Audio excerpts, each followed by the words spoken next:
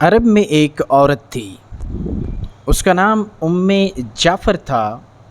انتہائی سخی تھی، لوگوں میں ایسے تقسیم کرتی تھی کہ دائیں کو بائیں ہاتھ کا پتہ نہ چلے۔ کچھ دنوں سے وہ ایک راستے سے گزرنے لگی۔ اس راستے پر دو اندھے بیٹھے ہوتے، یہ دونوں صدائیں لگاتے۔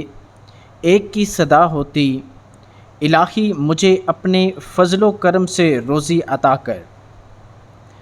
دوسرا اندھا کہتا، یا رب مجھے جعفر کا بچا ہوا عطا کر۔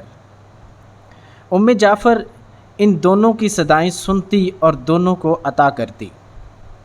جو شخص اللہ کا فضل طلب کر رہا تھا اسے 2 درہم دیتی، جبکہ جعفر کے فضل کے طلبگار کو ایک بھنی ہوئی مرغی عطا کرتی۔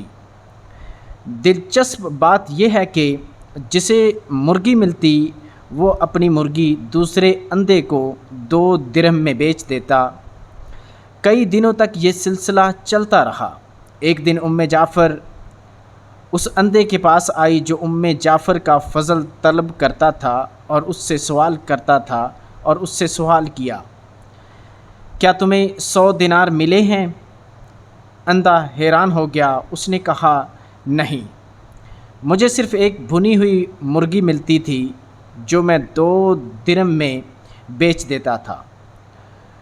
جعفر نے کہا، جو اللہ کا فضل طلب کر رہا تھا میں اسے 2 درہم دیتی اور تمہیں بھنی ہوئی مرغی میں 10 دینار ڈال کر دیتی رہی۔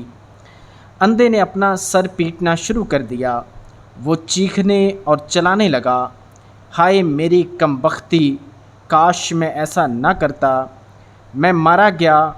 جعفر نے کہا، یقیناً اللہ کا فضل طلب کرنے والا کامیاب ہے اور انسانوں کے فضل کا طلبگار مرحوم ہے۔